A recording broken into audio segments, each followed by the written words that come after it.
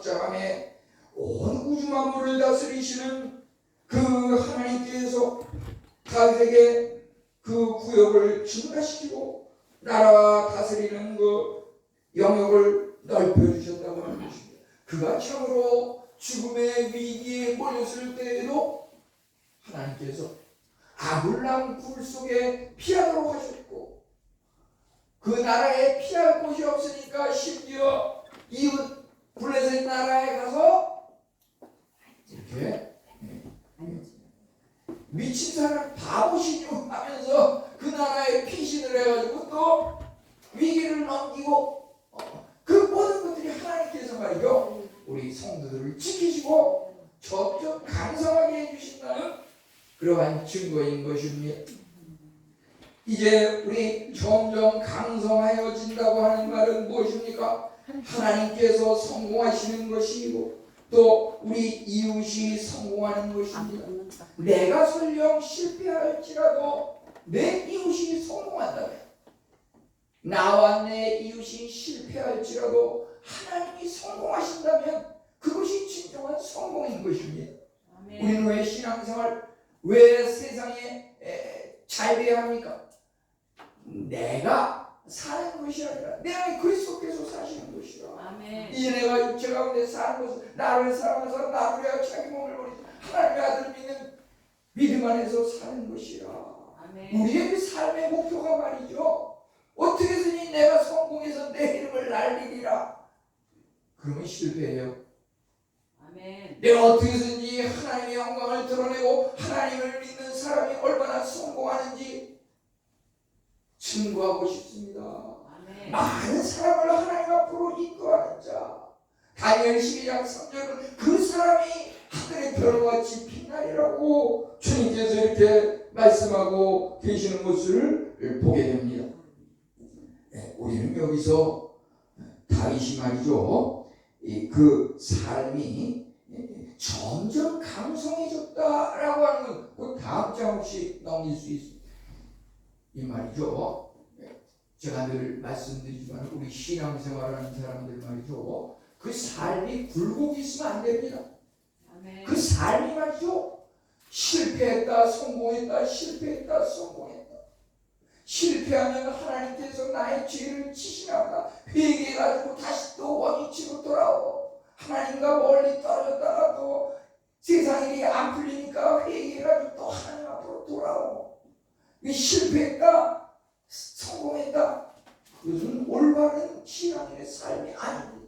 이 다윗이 점점 강성해졌다고 하는 것은, 물론 그 인간인지라 일시적인 우리아의 아내 바세바를 탐해가지고 하나님께 범죄하고 또 인구수를 죄로 교만죄로 인해서 하나님 앞에 그 나란 선지자를 통해서 잘못을 지적받고 꾸지람을 받았지만, 그래 즉시 자기의 잘못을 깨닫고 하나님 앞에 원사복구하고 돌아왔을 때 하나님께서 그에게 은혜를 주신 것을 보게 됩니다. 아멘.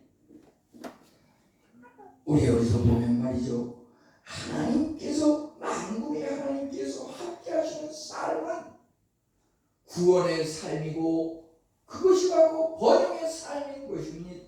아멘. 이것이 바로 상승 구조의 그러한 삶입니다. 그것은 바로 다윗이 보여주는 그 삶입니다. 반면에 이제 여기 하강 구조, 우리는 그 다윗을 통해서 상승 구조를 봤다 그러면 사울을 통해서 그 하강 구조의 삶을 보게 됩니다. 그는 참으로 하나님의 영이 그에게서 떠남으로 그 삶이 이제 제사장들, 하나님을 믿는 사람을 핍박하고 죽이고, 그런 삶을 통해서 결국은 전쟁터에 가서 적의 후사에 맞아 부상을 당하면서 자기가 자기 화살에 찔려 자살하는 그런 비참한 삶을, 같은 날 아들이 또 요나단이 같은 날 다 죽는 그런 가족의 비참함까지 멸망을 맞아야 했던 그것이 바로 하나님이 떠난 자의 삶입니다. 사울도 태어날 때부터 왕이 될 때부터 하나님을 떠난 게 아닙니다. 처음에 그가 왕의 기름 부음을 받고 이제 대관식을 하였을 때 하나님의 영이, 하나님의 성령이 함께 하심으로 그가 처음으로 이제 전쟁에서 승리하고 국민들에게 많은 꿈과 희망을 심어준 그 사울 왕이지만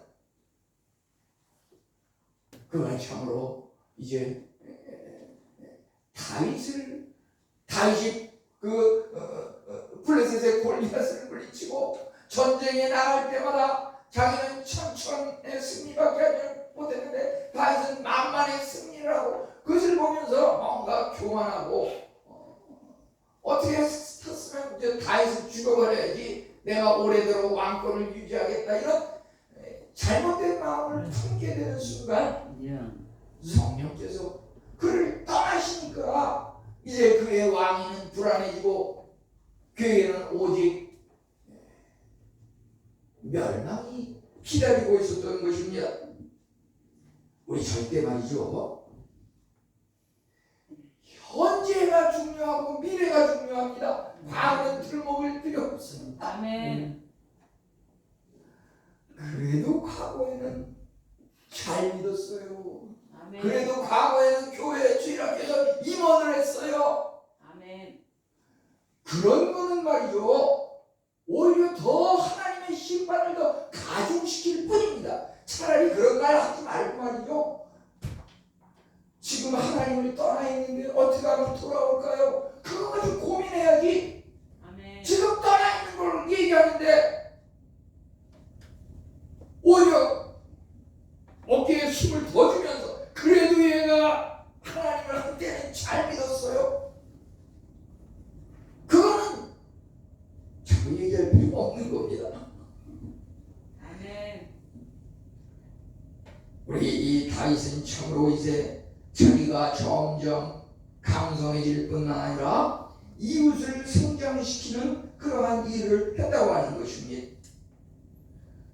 참으로 하나님이 함께 하시는 사람은 자기가 강성해질 뿐 아니라 이웃에게도 끊임없는 번영과 성장을 하는 디딤돌이 된다고 하는 것입니다. 그의 주위에 참으로 그를 조언하는 조력자들이 많이 있었고 그를 보필하는 강한 용사들이 있었습니다.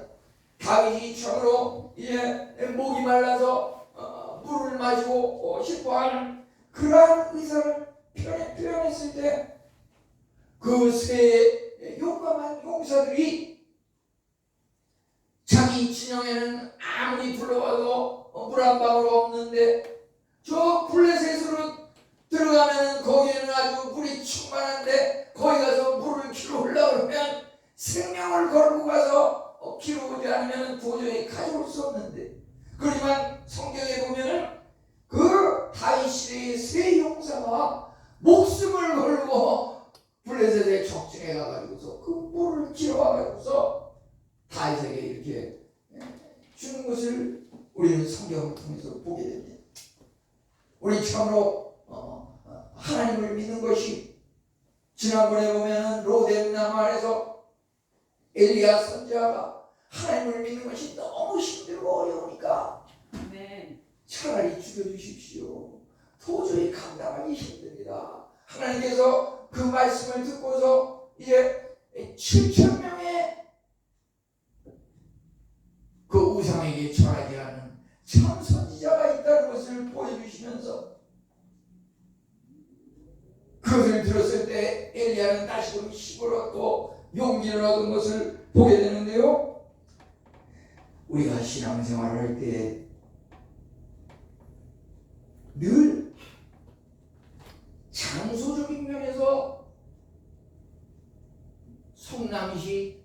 성남시에서도 상대원동 이 좁은 울타리 작은 교회에서 신앙생활을 한다 그래서 결코 우리가 위축되거나 그럴 필요가 없는 것은 이 또한 하나님께서 세우신 교회이고 하나님께서 귀하게 사용하시는 교회이기 때문에 이 교회를 통해서 하나님께서 귀한 섭리와 계획을 가지고 계시다고 하는 것입니다. 이제 다윗은 참으로 자녀에게 또 그 후손에게 모범이 됐다고 하는 것입니다. 자녀에게 어떻게 모범이 되었습니까? 그 아들 솔로몬이 성전을 건축할 수 있는 모든 물질적인 기반을 마련해 놓고 모든 주위 나라들에게 또 솔로몬의 그 성전 건축을 잘할 수 있도록 협력하도록 하는 그러한 인간관계, 국가와 국가 간의 외교관계를 잘 이렇게 준비해 놓았다고 하는 것입니다. 또 후손들에게 후대 왕들에게도 본이 되었습니다. 성경 우리가 이 열왕기서, 역대기서 이렇게 보면은 왕의 그 이름, 왕의 그 가족들의 이름이 계속 반복이 되는데 이것이 사실은 한 구절 한 구절이 굉장히 그 엄청난 양의 그 시대와 내용을 포함하고 있는 겁니다. 우리가 지금 역대상 11장 9절을 이렇게 한 구절을 그 은혜를 나누지만요, 여기에 포함되어 있는 것은 엄청난 그 많은 분량이 여기에 들어가 있는데요, 계속 이렇게 반복되는 것 중에서 다윗이 후대 왕들에게 얼마나 선한 영향을 미쳤는지요.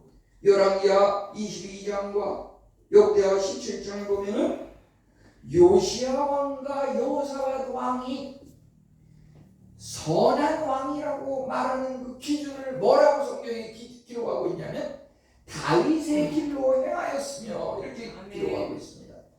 반면에 말이죠, 악한 왕들이 또 많이 있는데 열왕기상 16장과 열왕기상 22장에 보면은 시므리와 아하시야 왕의 그 악한 행실에 대해서 뭐라고 기록하고 있냐면은 여로보암 왕의 악한 행실을 본받았으며 여로보암 왕의 길을 걸었으며 이렇게 기록하고 있는 것을 보게 됩니다. 우리도 말이죠, 이제 앞으로 20년 30년이 지나면 우리 자녀들에게 평가받을 것입니다. 그 자녀들이 우리 부모님 어른들을 평가할 때 같은 가족에서도 첫째, 둘째, 셋째 신앙의 정도가 다르고 신자, 불신자 여러 가지 성격도 다르고 자손들이 볼 때 다윗의 길로 행할 것인가, 여로보암의 길로 행할 것인가, 아멘. 우리 첫째 아드님 길을 따를 것인가, 둘째 따님을 그 행실을 따를 것인가, 우리는 그대로 평가가 될 것입니다. 그렇기 때문에 우리는 날마다의 삶 속에서 자녀들에게 영향을 미치지 않을 수가 없는데 우리는 하나님의 말씀을 마음에 새기고 그냥 자녀들에게 가르쳐서는 안 돼요. 뭐라 그랬어요? 부지런히 가르치며, 아멘. 부지런히 가르치며. 어떻게 부지런히 가르칩니까? 무슨 미천이 있어야 가르칠 미천이 있어야죠. 뭘 어떻게 무슨 내용을 가르치겠습니까? 아멘. 다윗처럼 아침과 저녁으로 하나님께 감사하고 찬양하며, 다윗처럼 말이죠, 안식일을 지키는 것으로 다 되는 게 아니에요. 그가 성전에서 초하루에 또 절기에 하나님 앞에 번제로 제사를 드리고 예배를 드리는 그러한 삶이 날마다 계속 반복되는 것을 통해서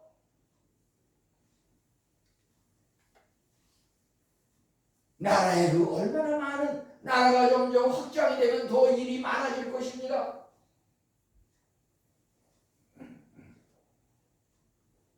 유다만, 남쪽 유다만 다스릴 때는 10가지 일을 했다 그러면 이제 북이스라엘 이제 점점 확장이 돼서 블레셋 지역까지 영토가 넓어졌을 때에는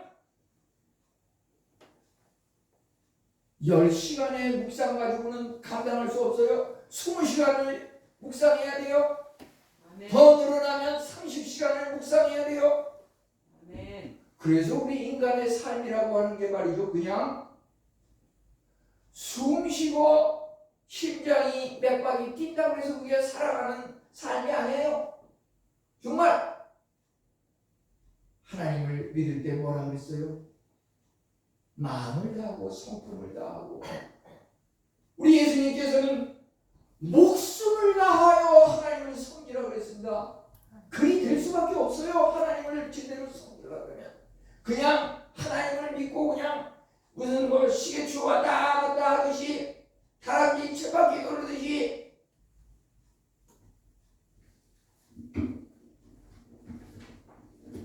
이 철부지에 꽂아놓은 장롱 속에 집어넣은 성경책 그냥 툭툭 먼지 떨어가지고 주일날 그냥 가져오는 거.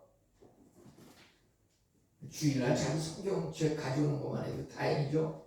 성경책도 안 가지고 그냥 이 교회에 비치된 성경 이렇게 보면서 정말 그 자기 마음에 다가오는 그런 은혜의 내용이 있으면 정말 빨간 줄로 긋고 말이죠. 어떻게 하면 조금이라도 그것을 깨닫고 다음에 볼 때 또 나에게 느낌이 은혜로 삶에서 점점 강성해질 수 있는 그런 길이 되는 것인지 그걸 끊임없이 생각하고 반복해서 되뇌이는 가운데 만군의 하나님께서 함께 계시니 점점 강성해지는 이런 은혜가 임하는 것입니다. 하나님께서 그냥 게으르고 하나님을 멀리 떠나고 그런 사람에게도 무조건 은혜를 주시고 점점 강성하게 하는 것이 아닙니다. 우리 그 만인 구원설이라고 하는 것은 잘못된 것입니다. 만인 구원설에 예수님께서 십자가에 못 박혀 돌아가셨는데 물론 온 인류의 죄를 위해서 돌아가신 건 사실이지만 실제 그것이 나타나는 데 있어서는 오직 하나님을 믿는 사람, 신앙생활을 열심히 제대로 하는 사람, 그 사람에게 그 은혜가 임하고 구원이 임한다고 하는 것이 바로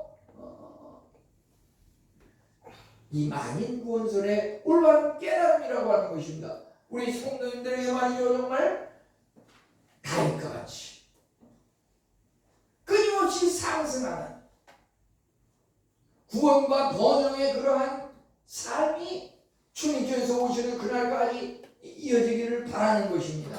결코 우리의 삶이 말이죠, 구약시대의 그 역사처럼 하나님께서 은혜를 주시면 빵긋했다가 교만해져서 다시 쓰러지니까 또 회개하고 회개하니까 하나님께서 불쌍해가지고 다시 또 일으켜주시고 그런 삶을 반복해서는 결코 아니 되는 것입니다. 우리가 바울 사도가 고백하였듯이 우리가 은혜를 더하게 하려고 죄에 거하겠냐? 그럴 수 없느니라. 우리는 결코 그것을 나선형적 하강구도로 거기를 자꾸 넘나들어서는 안 되는 것입니다. 계속해서 끊임없이 만군의 하나님께서 우리와 함께 계심으로 점점 강성해지는 싸움. 나는 과연 지난해보다 올해 1월보다는 4월보다는 12월이 더 강성해지는 그런 믿음의 성장, 하나님의 영광을 위하여 쓰는 그 물질적인 증식, 우리 자손들이 그리스도 안에서 더 화목해지고 화평해지는 그런 은혜가 우리 모두에게 충만하시기를 축원합니다. 하나님 감사합니다.